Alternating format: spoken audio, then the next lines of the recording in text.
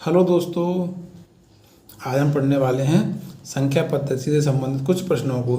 यह प्रश्न ऐसे हैं जो कई बार परीक्षा में पूछे जा चुके हैं और परीक्षा की दृष्टि से बहुत ही महत्वपूर्ण प्रश्न हैं। चलिए हम इन प्रश्नों को हल करते हैं। सबसे पहले यदि आप मेरे चैनल पर नए हैं तो चैनल को सब्सक्राइब कर लीजिए।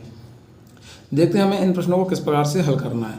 यहाँ प्रश्न दिया हुआ है, 2 अंकों की संख्या के अंकों का योग 8 है तथा अंकों का अंतर 2 है, वह संख्या निश्चित रूप से क्या है।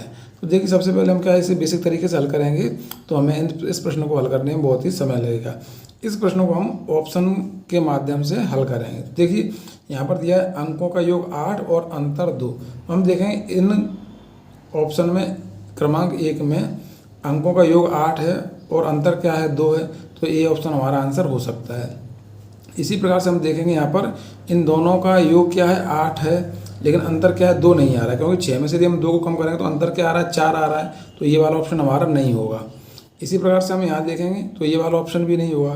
तो अब हम देखेंगे यदि हम 35 को लिखे हैं तो यह प्रश्न की सभी शर्तों को पूरी कर रहा है, लेकिन हम देखेंगे संख्या यह भी तो एक ऐसी है जो क्या है, शर्तों को पूरी कर रही है। तो हम इस प्रश्न को सही न मानते हुए ये दोनों आंसर जहाँ पर भी होंगे उसको सही मानेंगे। हम देखेंगे ऑप्शन क्रमांक 4 में दिया हुआ है, तो इस प्रश्न का सही आंसर क्या होगा, ऑप्शन क्रमांक 4 इसका सही आंसर होगा। यदि यह ऑप्शन न दिया होता तो हमारा सही आंसर क्या होता, ऑप्शन क्रमांक 1 इसका सही आंसर होता। चलिए, अब आपको समझ में आ गया होगा कि हमें प्रश्नों को किस प्रकार से ऑप्शन के माध्यम से हल करना है। चलिए हम एक अगले प्रश्न को देखते हैं और इसको हल करते हैं। आप भी मेरे साथ जल्दी से जल्दी हल करते चलिए और आंसर को कमेंट बॉक्स में टाइप कीजिए। चलिए हम देखेंगे, यहाँ पर प्रश्न दिया हुआ है, 3 संख्याओं में से पहली संख्या दूसरी की 2 गुनी है तथा तीसरी की 3 गुनी है। यदि तीनों संख्याओं का औसत 88 है तो सबसे छोटी संख्या क्या होगी।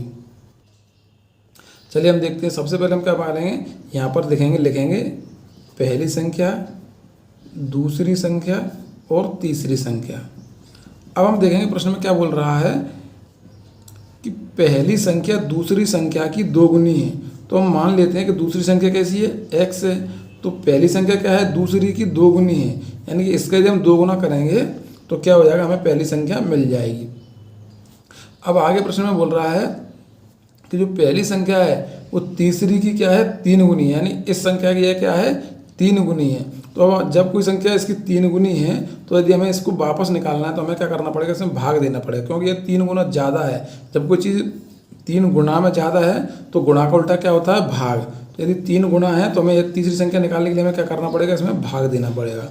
तो हमारी तीसरी संख्या क्या हो जाएगी, 2x/3। अब देखिए हमारे पास तीनों संख्याएँ हैं, तो अब हमें क्या करना है, प्रश्न के अनुसार तीनों संख्याओं का औसत निकालना है। तो सबसे पहले हम देखेंगे यहाँ पर ये संख्या क्या है, बटे में है, जो हमें क्या है हल करने में परेशान करेगी, इसलिए हमें क्या करना है, यहाँ से इसको हटाना है। तो यदि आपको नहीं पता हो तो मैं आपको बताता हूँ किस प्रकार से हटाना है। सभी संख्याओं में हमें 3 का मल्टीप्लाई करना है। तो देखिए, यदि हम इसमें 3 का मल्टीप्लाई करें तो क्या हो जाएगा, यह 6x हो जाएगा। यदि हम इसमें 3 का मल्टीप्लाई करें तो क्या हो जाएगा, यह 3x हो जाएगा। और यदि हम 3 में इसका मल्टीप्लाई करेंगे तो 3 से 3 क्या हो जाएगा, हट जाएगा, तो ये संख्या क्या हो जाएगी, 2x हो जाएगी। अब देखिए हमारे पास पहली संख्या क्या है, 6x, दूसरी संख्या 3x और तीसरी संख्या क्या है, हमारे पास 2x है। अब हम प्रश्न को क्या करेंगे, प्रश्नानुसार तीनों संख्याओं का औसत निकालेंगे। तो देखिए औसत किस प्रकार से निकालते हैं, सभी संख्याओं का योग, यानी तीनों संख्याओं को हम ऐड करेंगे और जितनी संख्या है उसका भाग देते हैं औसत निकालने के लिए। यदि हम औसत निकालेंगे तो क्या आएगा, 88। अब हम इसको हल कर लेंगे। 6x 3x कितना होगा, 9 और 2 11x बराबर 3 कहाँ चला जाएगा, दूसरी साइड में चला जाएगा, तो 63 24 और 2 26। अब देखिए 11x बराबर क्या आया है, 264। तो x बराबर क्या हो जाएगा हमारा, 264/11। 11 से इसमें हम भाग देंगे तो क्या हो जाएगा, 11 दूने 22, 11 चौके 44, यानी x बराबर हमारा क्या आया है, 24 आया है।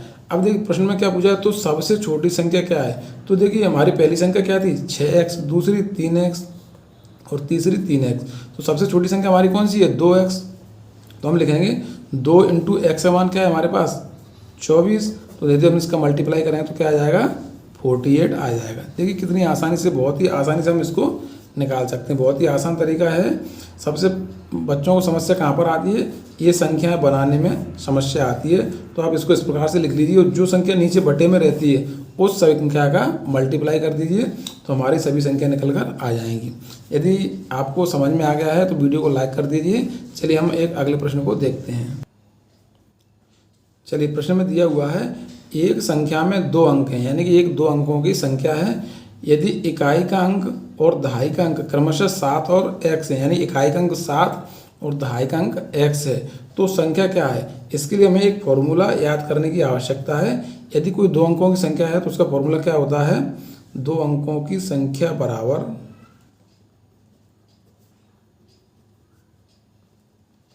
फॉर्मूला होता है 10 गुणा दहाई का अंक प्लस इकाई का अंक। अब हम इस फॉर्मूले में इसको रखेंगे, तो देखिए हम क्या लिखेंगे, 10 दहाई का अंक। देखिए यहाँ पर दिया हुआ है दहाई का अंक क्या है, x इंटू एक्स प्लस इकाई का अंक क्या है यहाँ पर 7। तो क्या हो जाएगा, 10 का यदि हम x से मल्टीप्लाई करें तो 10x प्लस 7 हो जाएगा। क्या हो जाएगा, और यही क्या है हमारी संख्या है, 2 अंकों की संख्या क्या होगी, 10x प्लस 7। देखिए ऑप्शन में कहाँ पर दिया हुआ है, यहाँ पर दिया हुआ है ऑप्शन क्रमांक 4 में 10x प्लस 7। तो इस प्रश्न का सही आंसर क्या होगा, ऑप्शन क्रमांक 4 इसका सही आंसर होगा। चलिए हम अगले प्रश्न को देखते हैं। चलिए यहाँ पर एक प्रश्न दिया हुआ है, यहाँ पर दिया हुआ 3 अंकों की संख्या के अंकों का योग 16 है। यदि दहाई का अंक इकाई के अंक के 3 गुना है और इकाई का अंक सैकड़े के अंक का चौथाई है, तो संख्या क्या है। यदि हम इसे बेसिक तरीके से हल करेंगे तो हमें हल करने में बहुत समस्या आएगी। तो ऐसे प्रश्नों को हमें क्या करना है, जब भी प्रश्नों को हल करने में कोई समस्या आए या प्रश्न ना आए तो हमें एक बार ऑप्शन के माध्यम से प्रश्नों को हल कर अवश्य देखना चाहिए। तो हम देखते हैं, चलिए यहाँ पर क्या दिया हुआ है। देखिए अंकों का योग 16 है। सबसे पहले हम देखेंगे क्या अंकों का योग 16 है। देखिए 4 और 4 8 और 6 कितना होता है 14, यानी कि ये वाला ऑप्शन हमारा नहीं होगा। इस प्रकार से हम गलत ऑप्शन को हटाएंगे। अब हम देखेंगे 8 और 6 14 और 2 16, 5 और 6 11 और 1 12। देखिए ये वाला ऑप्शन भी हमारा नहीं होगा। इसी प्रकार से अब हमारे पास 2 ऑप्शन बचे हैं, ये और ये। अब हम देखेंगे यहाँ पर दूसरी जो शर्त दी है उसको हम लगाएंगे। देख यहाँ पर दिया हुआ है दहाई का अंक इकाई के अंक का 3 गुना है। तो देखिए इकाई का अंक कौन सा होता है, ये, और दहाई का अंक क्या है, ये।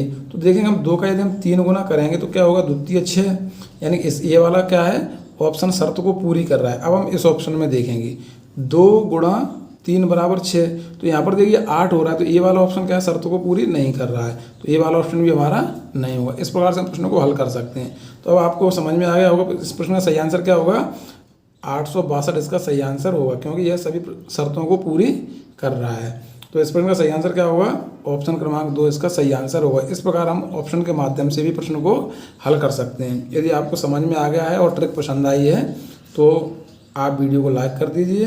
चलिए हम अगले प्रश्न को देखते हैं। यहाँ पर फिर से दिया हुआ है, यदि किसी संख्या का 1/3 उसके 1/4 से 3 अधिक हो तो संख्या क्या है।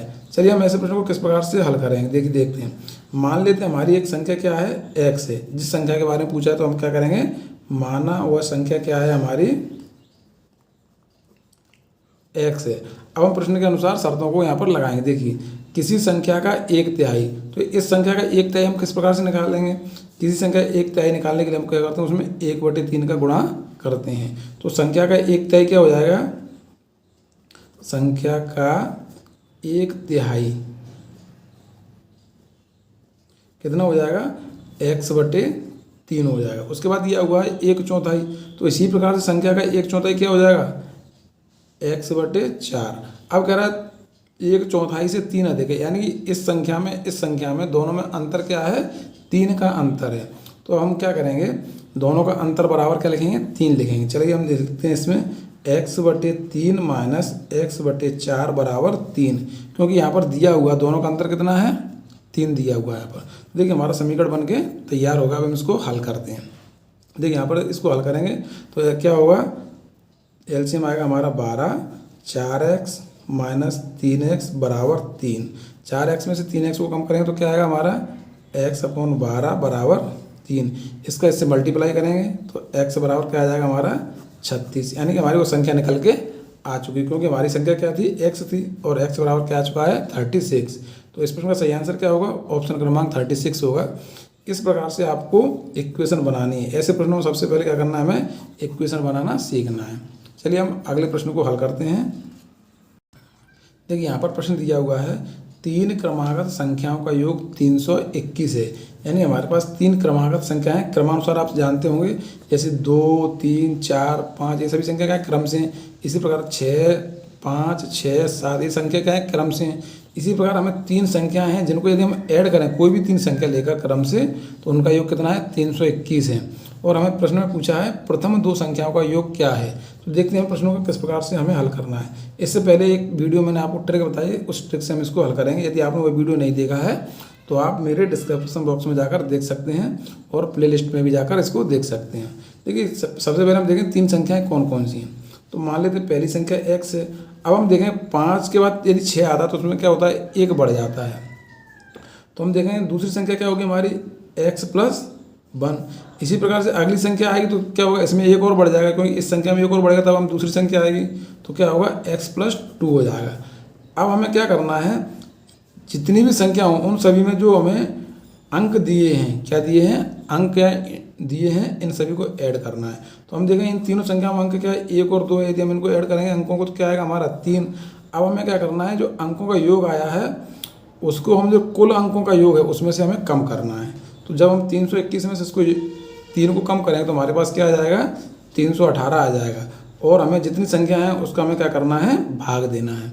जब हम 3 का भाग देंगे तो क्या आएगा हमारा? 3 एकम 3, 3 छक्के 18, 106 आ जाएगा। इस प्रकार से जब भी हम हल करें तो हमारे पास क्या आ जाएगी? हमेशा छोटी संख्या निकल के आ जाएगी। तो देखिए हमारे पास पहली संख्या आ चुकी है 106, दूसरी संख्या हमारी क्या होगी? 107 और तीसरी संख्या क्या होगी? 108। अब इसमें पूछा है प्रथम 2 संख्याएं, यानी कि हमें इन 2 संख्याओं का योग निकालना है। तो इनको हम ऐड कर लेते हैं। 100 और 100, 200 और 6 और 7 13, यानी आंसर इसका क्या होगा? 213 इसका सही आंसर होगा। यदि आपको यह ट्रिक समझ में आ गई है तो आप लाइक कर दीजिए। मैं आपको यहाँ पर एक बार और समझा रहा हूँ। जब भी आप क्रमागत संख्याएं, सम संख्याएं, विषम संख्याएं के योग के बारे में दिया है, या कहीं भी 2 संख्याएं या 3 संख्याओं का योग दिया है, तो आपको इस प्रकार से जो डिजिटल अंक दिए हैं उन सभी को ऐड करके उसके योग में से घटाना है। तो हम देखेंगे यहाँ पर योग क्या था? 321, और 321 में से हमने 3 को हटाया तो घटाया तो क्या हुआ? 318। अब हम क्या करेंगे? जितनी भी संख्या हमारे पास 3, 4, 5, 6 उसका भाग देना है। जैसे ही हम भाग देंगे तो हमारे पास सबसे छोटी संख्या निकल कर आ जाएगी। तो आपको यह समझ में आ गया है तो अब लाइक कर दीजिए। चलिए हम एक प्रश्न को और देखते हैं। चलिए यहाँ पर प्रश्न दिया है, यदि किसी संख्या का योग 182 तथा इसके वर्ग का योग 182 है। चलिए हम प्रश्न को पढ़ते हैं। यहाँ पर दिया हुआ है, यदि किसी संख्या का योग, यहाँ पर प्रश्न में गलत है, यहाँ इसको इस प्रकार से पढ़ना है हमें, यदि किसी संख्या और उसके वर्गों का योग 182 है तो वह संख्या क्या है? प्रश्न को किस प्रकार पढ़ना है? यदि किसी संख्या और उसके वर्गों का योग क्या है? 182 है तो वह संख्या क्या है? अब हम देखेंगे इसको किस प्रकार से हल करना है। यदि हम इसको बेसिक तरीके से हल करेंगे तो हमें इसमें क्या है? वर्ग समीकरण बनाना पड़ेगा, फिर उसमें हमें बहुत सारा लंबा हल करना पड़ेगा। ऐसे प्रश्नों को हमें क्या करना है? प्रश्न के ऑप्शन के माध्यम से हल करना है। तो हम देखें सबसे पहले यहाँ पर क्या दिया हुआ है? 15 दिया हुआ है। तो जब हम देखें पहली संख्या क्या है? संख्या दिया है। अब दिया है संख्या के वर्ग का योग। जब हम इसका वर्ग का योग करेंगे तो हम देखें किसी संख्या का यदि लास्ट का डिजिट क्या है? 5 है, और इसका यदि हम वर्ग करेंगे, किसी भी संख्या का यदि हम वर्ग करेंगे तो उसका लास्ट का डिजिट क्या आएगा? इस संख्या का वर्ग होगा। तो 5 का यदि हम वर्ग करें तो क्या आएगा? 25। यानी कि यदि इस संख्या का हम वर्ग करेंगे तो उसका आखिरी डिजिट क्या होगा? 5। यदि हम दोनों को ऐड करें तो क्या आ रहा है हमारा? 0 आ रहा है। यानी कि लास्ट का अंक क्या आ रहा है? 0। और इसमें लास्ट का अंक क्या आ रहा है? 2। यानी कि इसको हम किस प्रकार से हल करेंगे? यूनिट डिजिट के तरीके से इसको हल कर सकते हैं। हम देखें ये वाला ऑप्शन हमारा नहीं होगा। क्यों नहीं होगा? क्योंकि संख्या और इसके वर्गों का योग क्या है? 182 नहीं आ रहा है। अब हम देखेंगे अगले प्रश्न को। इसी प्रकार से यहाँ पर भी 5 दिया हुआ है, तो 265 करेंगे और इसको यदि हम वर्ग करेंगे तो इस वर्ग का आखिरी अंक क्या आएगा? 5 आएगा। और इन दोनों को यदि हम ऐड करें तो क्या आएगा? यहाँ पर भी 0 आएगा। तो ये वाला ऑप्शन भी नहीं होगा। अब हमारे पास 2 ऑप्शन बचे हुए हैं। इस प्रकार से हम देखेंगे 91 को हम देखते हैं। 91 हमारा आएगा और इसका यदि हम वर्ग करेंगे तो उसका आखिरी डिजिट क्या आएगा? 1 और 1 2 आएगा। तो ये वाला ऑप्शन हमारा हो सकता है। इसी प्रकार से यदि हम इसको देखें तो इस संख्या क्या है 13, और यदि इसका हम वर्ग करेंगे तो 3 तरह के 9, यानी कि इसका स्क्वायर करने पर आखिरी डिजिट क्या आएगा हमारा 9, तो 9 3 12, यहाँ पर भी 2 आ रहा है लास्ट में, तो ये दोनों हमारे ऑप्शन हो सकते हैं। अब हमें क्या करना है, सबसे पहले छोटी संख्या का वर्ग करके हमें ऐड करके देख लेना है। तो 13 का वर्ग क्या होता है 169, तो यदि हम इन दोनों को ऐड करें तो 3 और 9 12 की 2 हासिल 1 2 6 8 और 1। तो देखिए इस संख्या को यदि हम हल करें ऑप्शन के माध्यम से तो हमारा इसका योग 182 आ रहा है, यानी सभी शर्तों को पूरा कर रहा है। तो इस प्रश्न का सही आंसर क्या होगा, ऑप्शन क्रमांक 3 इसका सही आंसर होगा। इस प्रकार से भी हम प्रश्न को हल कर सकते हैं। आपको ज़्यादा लंबा हल करने की आवश्यकता नहीं है, आपको यूनिट डिजिट वाला तरीका भी याद होना चाहिए। तो यदि आपको वीडियो पसंद आया तो लाइक कर दीजिए। चलिए हम मिलते हैं अगले वीडियो में। धन्यवाद दोस्तों।